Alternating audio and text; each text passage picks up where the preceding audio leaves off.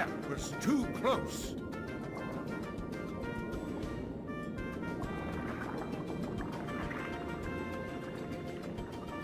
As long as I have my trident, I will not tolerate those creatures inside this palace. Daddy? Oh, Ariel! When will you listen? It's dangerous out there. Strange creatures lurk outside. Behold, you swim before the ruler of the seas! His Majesty, King Triton!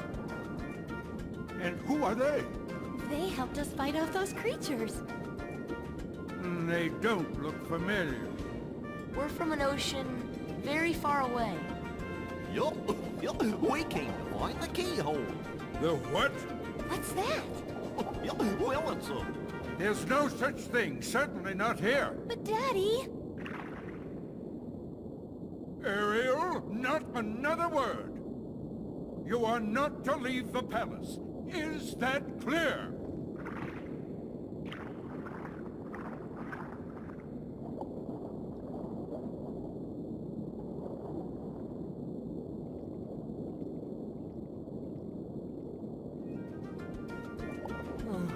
Perhaps I'm being too strict. I'm just concerned for her safety. Of course, Your Majesty. But I must admit, now I'm quite curious about this keyhole. That need not concern you, Sebastian. Have you anything to report? Just as you suspected, Your Majesty, they seem to be coming from Ursula's grotto. I knew it. That sea witch is up to no good again. A sea exile from the palace has taught her nothing. Yes, she poses serious danger. And I told you to keep Ariel away from such danger, did I not? Your Majesty, please, Greetings, everyone, and welcome to part 32 of Kingdom Hearts Final Mix. And we are still here in Atlantica, and we just met King Triton, still playing the overprotective dad to Ariel. I mean, it makes sense in this case because there are dangerous monsters lurking about the seas. And they are coming from Ursula's grotto, and yeah. And I missed one, too. And I kind of mispronounced that Heartless name in the last part. It's Screwdiver, not Screwdriver. And it's a pun, you see, on Screwdriver. Get it? Because, yeah. So, yeah, folks, King Triton and, trying to protect Ariel from the dangers of the sea, and failing, obviously, because we're back out at the sea, facing those dangers. And we are riding a dolphin, which is kind of weird since Sora is half dolphin right here, and yeah. I guess. Well, don't worry, folks. This dolphin will come in handy later on, just not right now. You see, we're just going in circles, and I'm just wasting your time. So I'm just going to get off here in just a moment. Just a moment. Anytime now. Let go. There we go. Thank you. And now let's head onward to Ariel's grotto, because why not, you see? Because we need to in order to advance plot. Now, just get to the grotto and we can just move that boulder, no problem, because, well, you don't need anything special to unblock it, because Ariel likes to keep her grotto secret, you see. And if one remembers the movie, it's where she keeps all her, well, junk she collects from the surface world. And, yeah. But beforehand, let's talk about this guy right here. This giant, quote-unquote, sea neon is actually another enemy called, let's see here, what is it? Let's see, where are you? The Sheltering Zone. Who came up with this name? Translation team? Sheltering Zone, really? Yeah, it's pretty much a giant jellyfish, and when you kill it, it'll split off into 3 sea neons, so... Sheltering Zone? Really? yeah. Anyway, I'm going to do a lot of jump cutting right here because I want to get this world out of the way, and I've wasted enough time.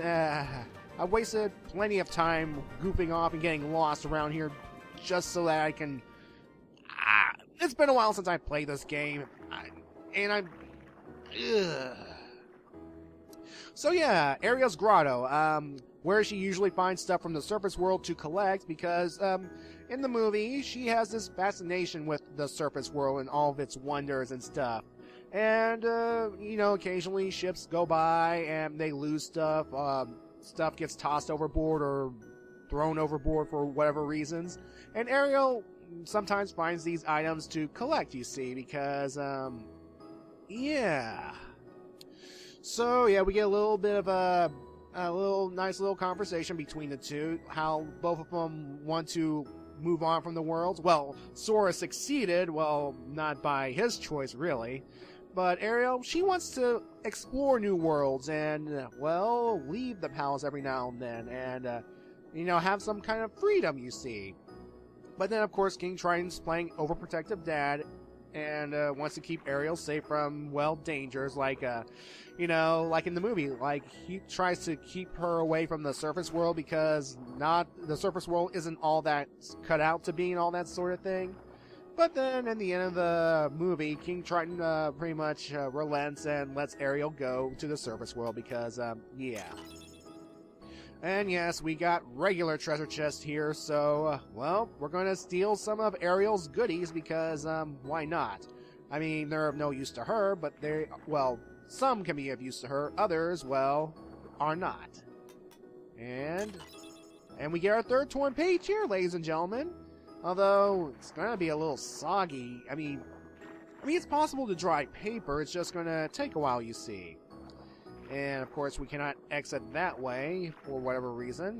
Would have been interesting. So, yeah. Let's see here. All this junk. Yeah, I remember in the movie that, well, there was a... I think he was a seagull, named, what's his name? Scuttle, that, yeah, that's his name, Scuttle, that would, tell Ariel about all these junks in the wrong context, you see. I mean, they thought a fork was actually some kind of, hairbrush or something, comb thing.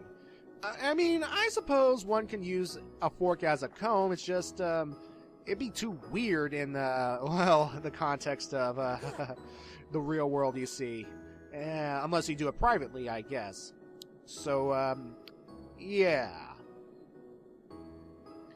Yeah. So anyway, we're going to go help the dolphin now, and in order to help the dolphin, we have to take care of the Heartless in the immediate area, you see. So, I don't think there's anything else I can get right here. There's nothing else. There is nothing else. There is nothing else. Go away. Go. Thank you. Alright. Hello there, eels. I remember these things from the movie. They're a bit creepy here. They're creepy now. Those impudent fools will never find the keyhole. But the girl could prove useful, and I've got the Heartless on my side. Triton, my old friend, your day is coming.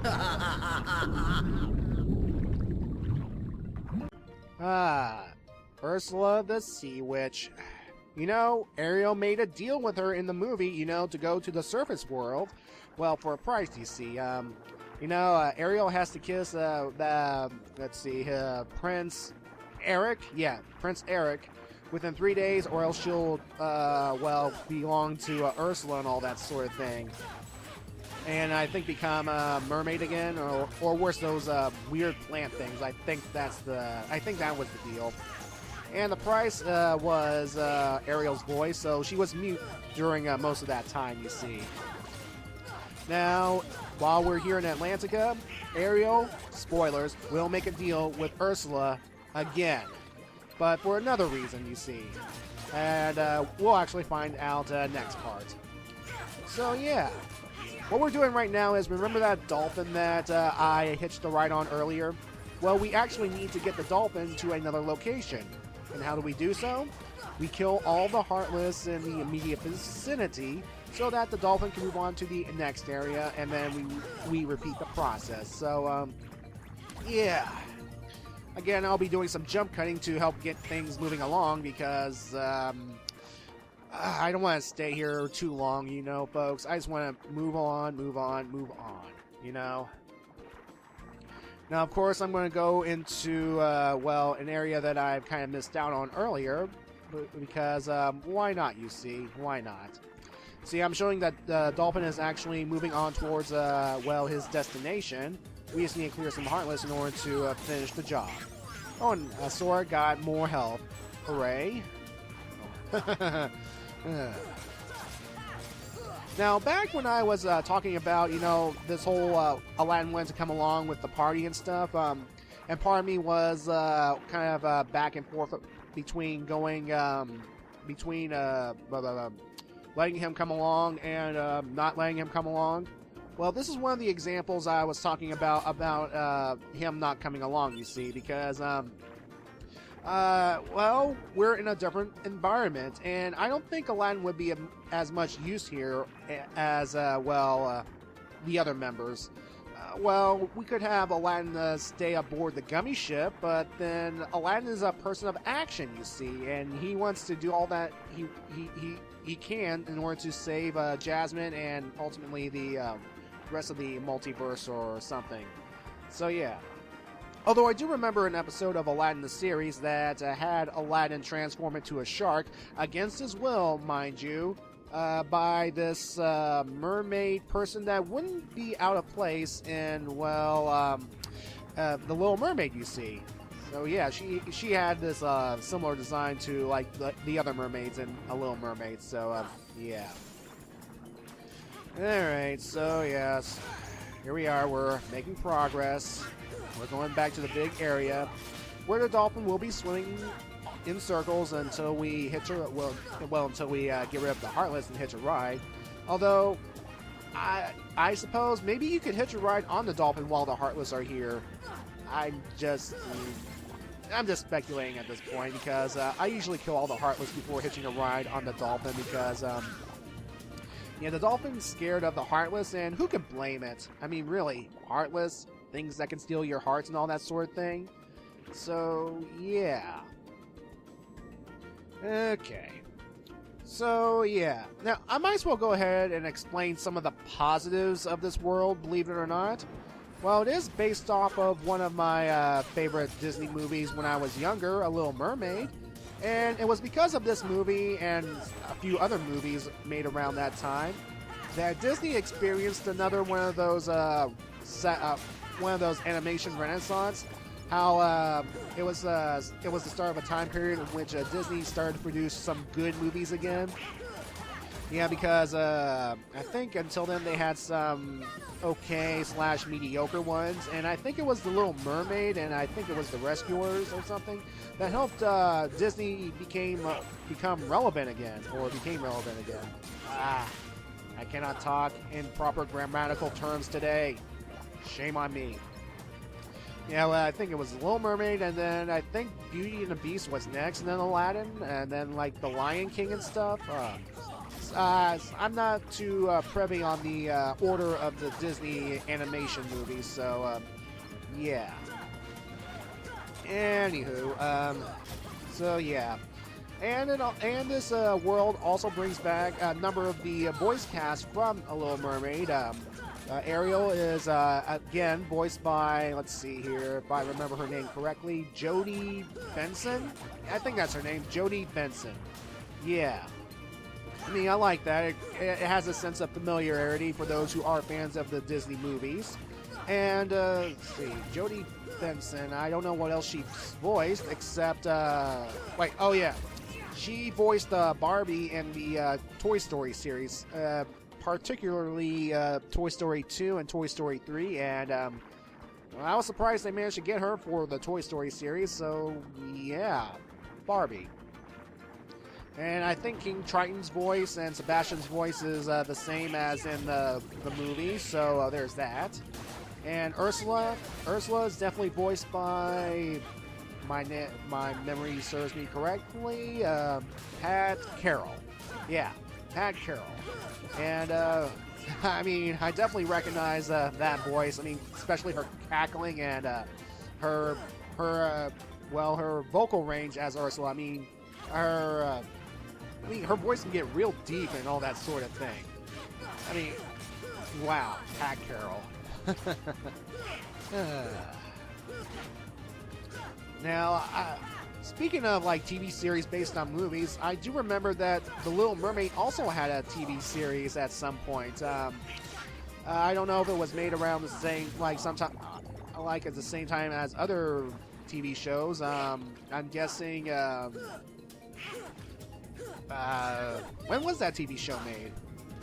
Although I haven't seen as much episodes as like the Aladdin series, I am somewhat familiar with the basic outline. It's about, you know, Ariel exploring all these underwater locations, meeting friends and stuff. However, at the same time, she cannot interact with, well, the surface world because the series takes place before, well, the movie. And it'd be kind of weird for her to interact with the surface world, like, in such a capacity before the events of the movie, you see. So, yeah. And then, of course, The Little Mermaid had a couple of sequels. Well, a sequel, definitely, that featured her daughter, Melody. And I think she was voiced by Tara Strong, I believe. So, yeah. But I'll get to that in a bit. We're actually making progress. So by hitching a ride on this dolphin right here, we are going up against the current so that we can get to a specific area. And this area right here, in fact. Sunken ship. Yeah, wasn't there a point in the movie that Ariel and Flounder explore a sunken ship in order to get something? Well, I'm guessing that's what we're doing right now, because, well, folks, if you remember back in Ariel's grotto, there was this very interesting looking trident indention right here. And we're here at the sunken ship because, well, we're going to get that trident indention thingy because, spoilers, that's where the keyhole is. I'm just saying it right now. That is where the keyhole is, and, well, oh. Hello? Oh yeah, I also remember something from the movie. While Ariel and Flounder were exploring that sunken ship, they've encountered a shark, and ladies and gentlemen, we will encounter a shark in this area too, because yeah. All right, wanna go down? No, not down here. There's a hole right here I want to go down. Come on. And, swimming mechanics, I hate you. I hate the swimming mechanics. I hate the swimming mechanics. I hate the swimming mechanics. I hate the swimming mechanics.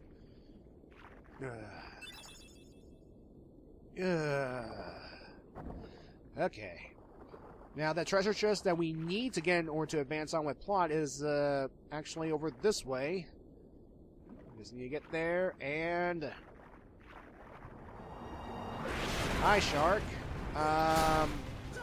Yeah, you're doing absolutely nothing but biting at us, and, I think it's just there for a scare factor, but as soon as we leave and we encounter the shark, well, we're going to actually hit it with our giant key and such, so yeah. So we get the crystal trident, which we will put on that trident indenture, well, in a bit. And yeah. Now, folks, I'm going to do you a favor right now, well, after I take out the shark at least. I will jump cut back to Ariel's grotto because you don't need to see all that backtracking again. And I want to get this world out of the way as soon as possible. Come on. Ow! You stupid shark.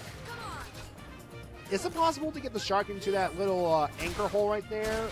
Have you tried that, folks? I'm not going to try it because I'm just going to whack it with the key to make it go away. That's pretty much it, really. And there we go.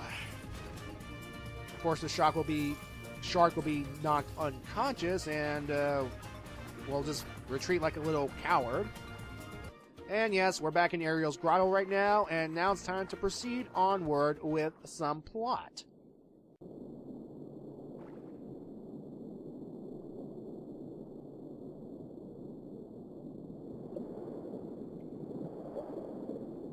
Ariel, you've disobeyed me again. I told you not to leave the palace.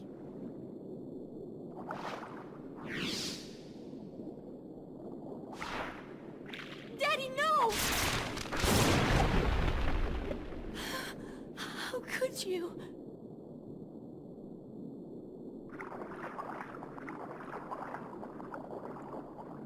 Young man, you're not from another ocean. You're from another world, aren't you? Huh? Then you must be the key bearer. How did you know? You may fool Ariel, but you can't fool me. You don't know your dorsal fin from your tail. As the key bearer, you must already know one must not meddle in the affairs of other worlds. Of course I know that, but... You have violated this principle. The key bearer shatters peace and brings ruin. Oh, Sora's not like that. I thank you for saving my daughter, but there is no room in my ocean for you or your key.